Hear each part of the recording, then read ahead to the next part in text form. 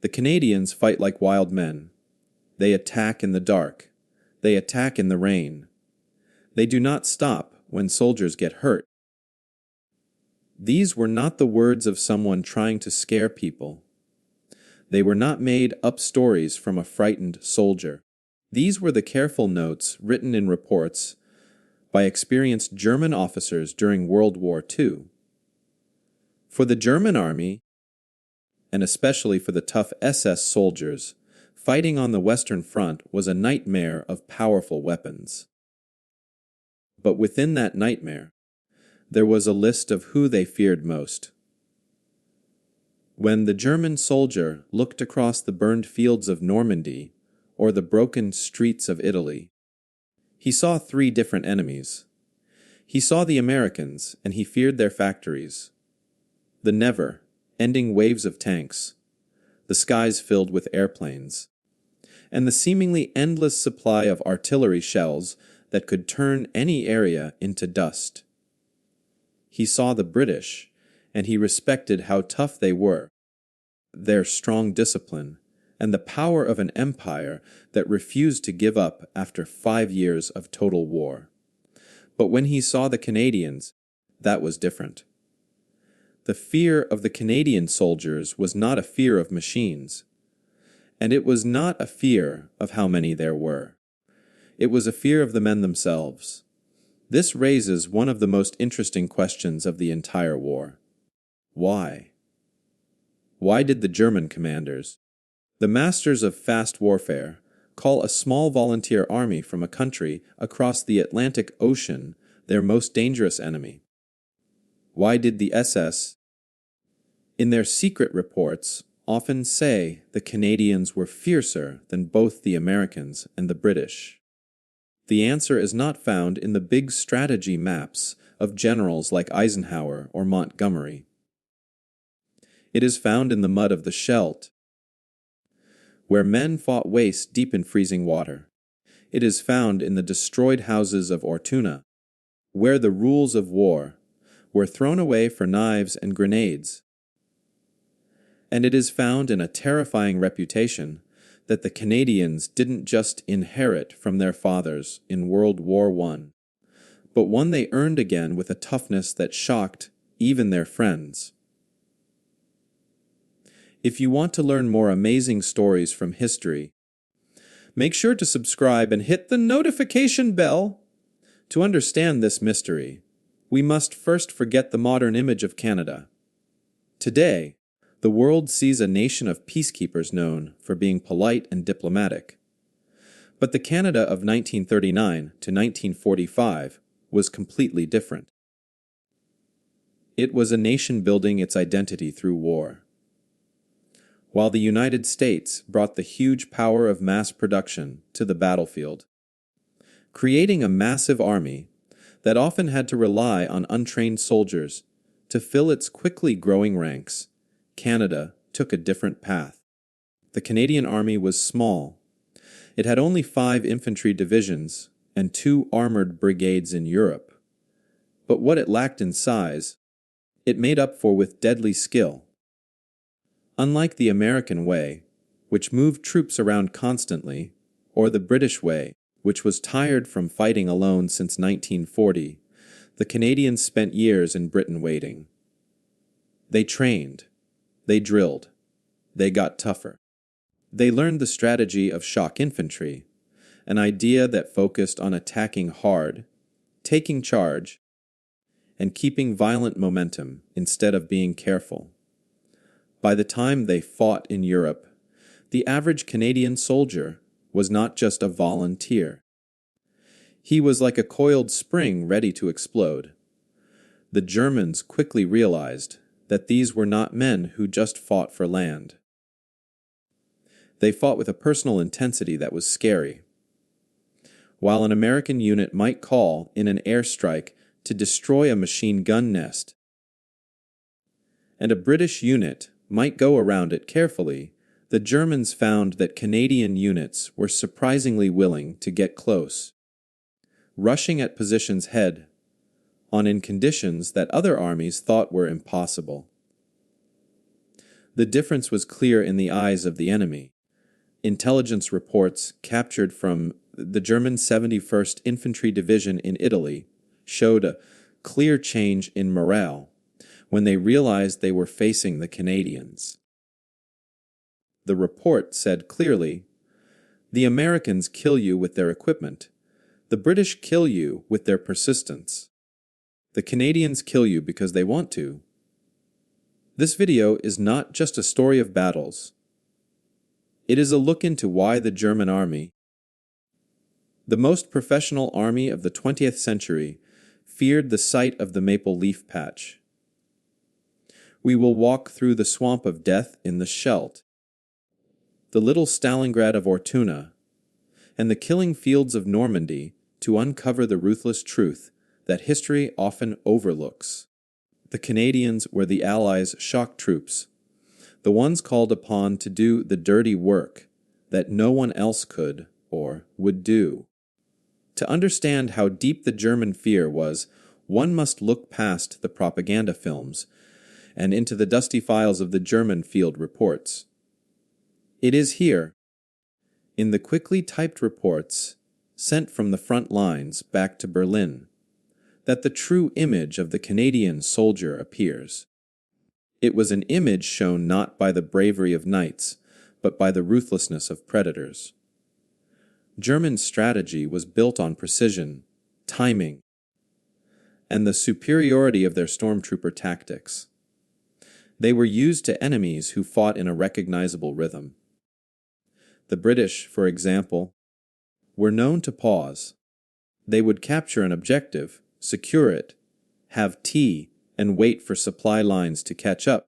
It was a predictable pattern that gave German commanders time to regroup and plan counterattacks. The Canadians, however, refused to play by these rules. A captured intelligence report from a panzer division in Italy noted a disturbing pattern. The Canadians fight aggressively and without pity. They do not recognize the natural pauses of battle. This was the first reason for the German fear, the relentless pursuit. When the sun went down, the battlefield was supposed to sleep. Night operations were very difficult, chaotic, and dangerous. Most Allied commanders preferred to dig in and wait for dawn. But the Canadians, using a tough adaptability, perhaps learned in the harsh wilderness of their homeland, owned the night. They became masters of the nighttime raid. German guards learned that darkness offered no safety. In fact, it was when the wild men were most likely to strike. A German paratrooper captured near Ortuna admitted that they could never relax against the Canadians because they move like ghosts and strike with knives. Then there was the weather. In the European theater, rain and mud were supposed to be the great equalizers, the forces that stopped offensives and forced stalemates. But reports from the Scheldt estuary, a battle fought in terrible conditions of flooding and freezing mud, reveal a German army in disbelief. They attack in weather no one should fight in, one officer wrote, while other armies waited for clear skies to use their air support. The Canadians advanced through driving rainstorms and waist, deep mud, to the German defender shivering in his foxhole. Seeing an enemy appear from the darkness of a freezing storm was mentally shattering. It showed that there was no sanctuary, no element of nature that could save them. But it wasn't just sheer aggression. If the Canadians were wild men in close quarters, they were cold, mathematical experts at range. This brings us to the second reason for fear artillery.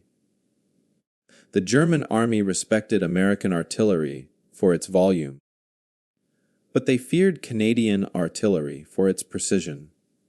Inheriting the hard, won lessons of the Canadian Corps in World War I, who had perfected counter, battery fire at Vimy Ridge, the Canadian gunners of World War II were arguably the best in the Allied coalition. German veterans often compared Canadian artillery coordination to that of the Soviets, the highest compliment of fear they could give. The Canadians didn't just fire, they created destruction. They used the creeping barrage with terrifying skill, walking a curtain of exploding shells just yards in front of their advancing infantry. For a German soldier, this meant there was no gap, no moment to lift his head and man his machine gun between the shelling stopping and the infantry arriving. The moment the explosion stopped, the Canadians were already in the trench, bayonets fixed. A German report from the Rhineland clearly warned its troops. If the shelling stops, do not look up. They are already there. Perhaps most unnerving of all was the Canadian refusal to retreat. In mobile warfare, pulling back was common. If a unit was surrounded or hit hard, it pulled back to save lives. Yet time and again, German counterattacks. The famous attacks that were the trademark of German defense would slam into Canadian lines and shatter. At Vere-Res Ridge in Normandy, against the elite 1st SS Panzer Corps, lesser units might have collapsed under the weight of Tiger tanks and fanatic infantry. The Canadians bent. They suffered terrible losses, but they did not break. They held ground with a stubbornness that defied tactical logic. To the German mind, which prided itself on military logic, this stubbornness was maddening. It turned minor fights into grinding wars of attrition that the shrinking German forces could not afford to fight. However, there is a darker shadow cast over this reputation, one that goes beyond tactics and toughness. As the war dragged on, a cycle of violence appeared between Canadian units and the Waffen SS that spiraled into something personal. It wasn't just about taking ground anymore. In the hedgerows of Normandy, after rumors and evidence of Canadian prisoners being executed by the SS began to spread, a grim determination settled over the Canadian ranks. The phrase, "Take no prisoners," began to be whispered and practiced. The Germans realized that in the Canadians, they were facing an enemy who had tapped into a reservoir of cold fury. They weren't fighting reluctant draftees. They were fighting men who had crossed an ocean to settle a score. This psychological edge is what led a German commander to issue a stark warning to his replacements. Be careful of the Americans. They have the tanks, but be terrified of the Canadians, for they have the hate. Yet this general reputation was only the beginning. The true test of this fear would be written in blood in 3 specific nightmares: a flooded estuary, a medieval town turned into a slaughterhouse, and a beach of doom. Reputation is one thing, reality is another. The German fear of the Canadian infantry wasn't built on rumors whispered in mess halls, but on the hard, undeniable facts of the battlefield. As the war went on, a pattern appeared in Allied high command.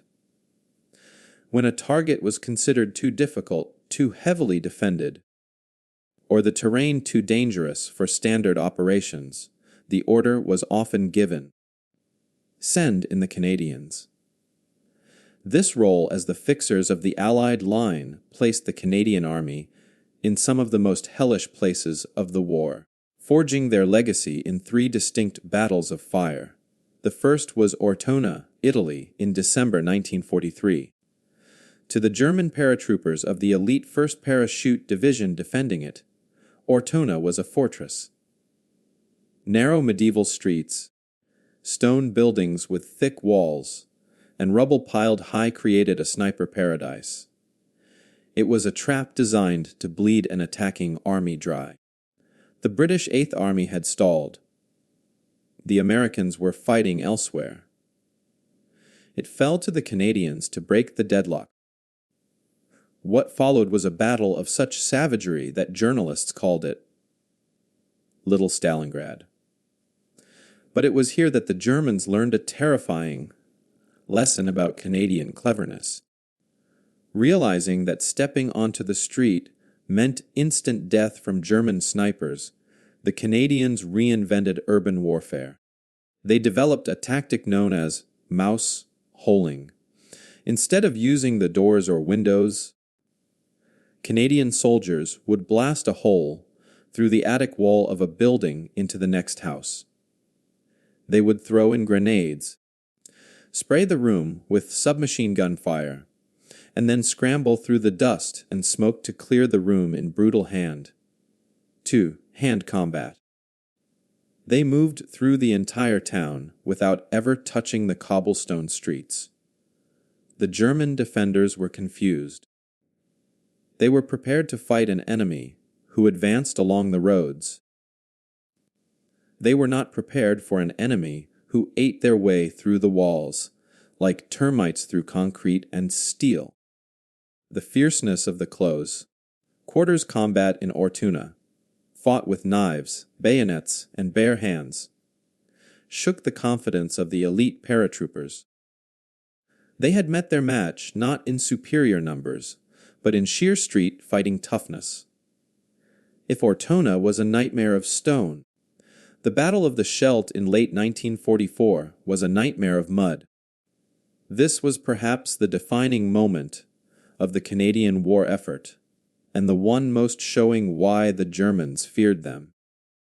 The Allies desperately needed the port of Antwerp to supply their armies, but the approaches were controlled by dug in German fortifications in a flooded landscape. The terrain was terrible. Flat, flooded fields, waste, deep freezing water, and mud that swallowed men whole. It was a suicide mission. The British armored divisions could not operate there. The Americans were focused on the drive to the Rhine. Once again, the job went to the 1st Canadian Army. German commanders defending the Scheldt called it the Swamp of Death. They believed the terrain itself was their greatest ally, making any infantry assault impossible. They were wrong. The Canadians attacked. They attacked across open dikes swept by machine gun fire. They attacked through water that turned red with blood. They used vehicles like the Buffalo amphibious carriers, but mostly they used toughness. The psychological impact on the German defenders was deep. To see an enemy advancing steadily through an icy flood, ignoring mines and mortars, creates a sense of inevitability. It broke the German will. A captured German major said that while the American soldier fought well, when he had a dry pair of socks and a hot meal, the Canadian soldier fought as if the misery of the elements was his natural home. By clearing the Scheldt, the Canadians didn't just open a port. They proved that there was no terrain on Earth where they could not fight. And then there was Normandy. While Day is often remembered for the American losses at Omaha, the Canadian landing at Juno Beach was equally dangerous. Facing bunkers, seawalls, and a rising tide that delayed their landing craft, the 3rd Canadian Infantry Division stormed ashore, directly into the teeth of the Atlantic Wall.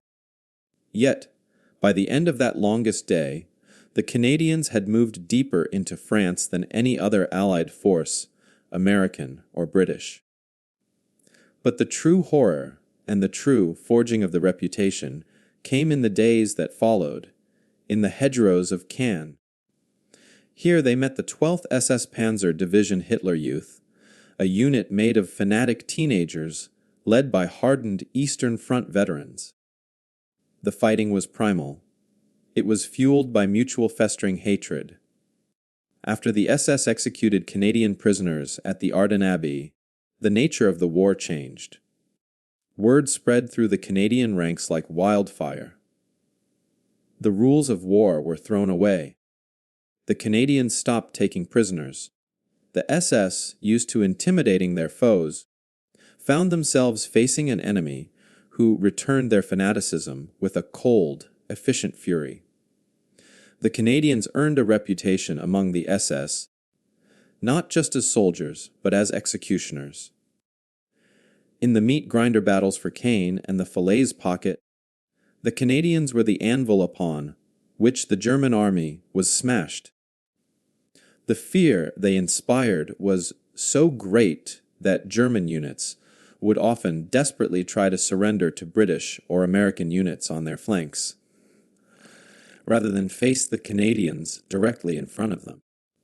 From the rubble of Ortona to the mud of the Scheldt and the hedgerows of Normandy, the message was clear. The Canadians were not just participating in the war. They were ending it, one brutal yard at a time. To fully understand the unique standing of the Canadian infantry, we must place them side by side with their brothers in arms. The Allied invasion of Europe was a team effort, a massive three-pronged attack into the heart of Nazi Germany. But to the German commanders watching from their bunkers, the three prongs of this attack, American, British, and Canadian, felt very different when they struck. First, consider the Americans.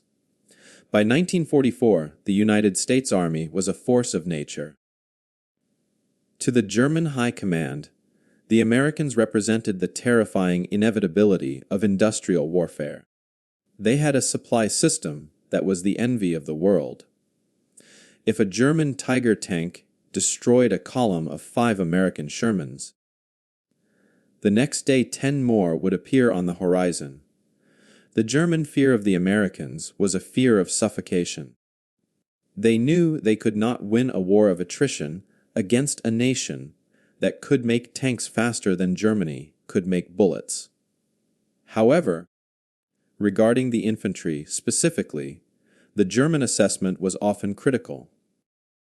In the internal memos of the German army, American infantry units were often described as brave but inexperienced. The U.S. Army expanded so fast that many units entering combat in 1944 were green. They relied heavily on their overwhelming firepower to solve tactical problems. If an American unit ran into a machine gun nest, they would often stop and call in an airstrike or a massive artillery barrage to level the entire area. It was effective, yes, but it was impersonal. It lacked the tactical skill of close quarters aggression. The German soldier feared the American machine, but he believed that man for man. On a level playing field, he was better than the American GI. Then consider the British. The British Army was the seasoned veteran of the conflict. They had been fighting since 1939, enduring the humiliation of Dunkirk, the bombing of London, and the scorching sands of North Africa. By the time they reached Normandy, the British soldier was highly disciplined, tough, and technically skilled. But the British Army was also tired. After 5 years of total war, Britain was running out of men. This reality affected their tactics. Field Marshal Montgomery and his commanders were famously cautious. They fought a bite and hold style of warfare designed to keep casualties low. They would take an objective and immediately dig in, refusing to overextend. While the Germans respected the British soldier for his toughness in defense, they did not fear his unpredictability. They knew the British would rarely take insane risks. They were a known quantity, steady, dangerous, but methodical. And then there was the Canadian. The Canadian Army occupied a terrifying middle ground that combined the strengths of both allies while throwing away their weaknesses. Like the British, they were equipped with the best of the Commonwealth's training and strategy. They were disciplined and knew how to coordinate artillery and armor with a skill that matched the Royal Army. But unlike the British, They were not war-weary. They were fresh. They had the high morale and physical strength of a volunteer force that had been training for this moment for years.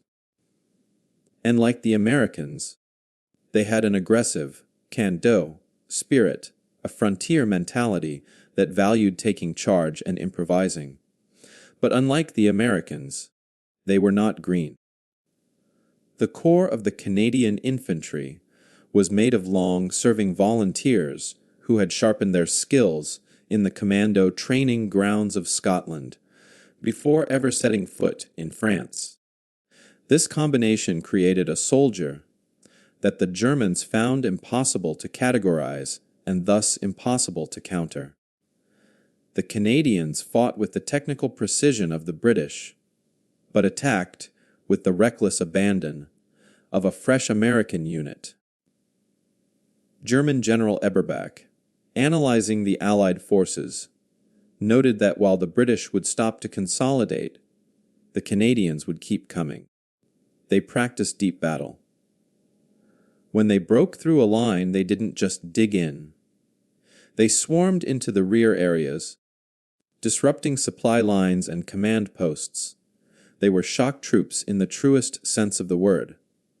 Furthermore, there was a political dimension that translated into battlefield fierceness. The Canadian generals, like Guy Simonds, were not just fighting for ground. They were fighting for national identity. Canada was a small nation trying to prove its worth on the global stage. They demanded complex, high-prestige objectives to show the world what they could do. This filtered down to the common soldier. They weren't just fighting as a minor unit of the British Empire. They were fighting as Canadians. This nationalistic pride created a unit bond that was incredibly difficult to break. The German soldier on the ground felt this difference deeply. Facing an American sector meant enduring an artillery storm. Facing a British sector meant a grinding battle of attrition. But facing a Canadian sector meant you were likely to be attacked at night in a rainstorm by men who knew exactly how to use their bayonets and who seemed to take a grim satisfaction in the intimate brutality of infantry combat.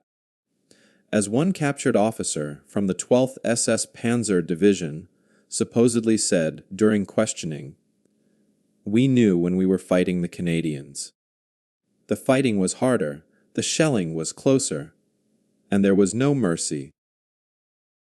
It wasn't that the Canadians were supermen. It was that they were the perfect storm of training, motivation, and timing. They arrived on the battlefield when the Germans were vulnerable, and they struck with a hammer that was both heavy and incredibly sharp. So we return to the question that haunts the records of the Second World War. Why did the mighty German army, the conquerors of Europe, tremble at the sight of the Canadians? It was not because the Canadian army was invincible. They bled, and they bled heavily. In fact, the casualty rates for Canadian infantry units in Normandy were among the highest of any Allied nation. But it was precisely this willingness to bleed that terrified the enemy. The Germans were students of war. They understood logic, tactics, and self-preservation. In the Americans, they saw a mirror of the future. A war fought by machines and overwhelming logistics. In the British, they saw a mirror of the past, a war fought by empire and stubborn discipline. But in the Canadians, they saw something primal. They saw an enemy that fought not for global strategy, but for the inch of ground directly in front of their boots. The Canadian infantryman became the boogeyman of the Western Front because he broke the psychological contract of modern warfare. He attacked when it was irrational to attack. He fought when he should have retreated. And he carried a grudge that turned professional soldiers into ruthless avengers. From the sniper, infested ruins of Ortona to the flooded dikes of the Scheldt, the Canadians did the dirty work. They were the shock army of the British Empire, the sledgehammer pulled from the glass case only, when the door refused to open. This reputation came at a terrible cost. Being the best meant being sent to the worst places. The names of the battles: Dieppe, Ortona, Verres Ridge, the Scheldt, the Hochwald Gap, are not just victories, they are graveyards. But in those graveyards, a new national identity was born. Canada did not come out of World War II as merely a colony of Britain. It came out as a nation forged in fire, demanding a seat at the table, not because of its size, but because of the weight of its sacrifice. For the German soldier shivering in his foxhole in 1945, watching the relentless advance of the khaki-clad troops from the north, the details of geopolitics didn't matter. All that mattered was the fear. A fear that was uniquely Canadian. Perhaps the most chilling ending for the German experience against Canada was found not in a history book written decades later, but in the immediate, terrified assessment of a German officer from the 346th Infantry Division. As his lines crumbled and his men surrendered to the wild men they had learned to dread, he wrote a final report that summarized the futility of opposing them. His words echo across the decades, a testament to the terrifying efficiency of the Canadian Corps. When the Americans attack, we call for artillery. When the British attack, we call for reserves. But when the Canadians arrived, we knew the battle was over. Don't forget to like this video and share it with anyone who loves learning about history.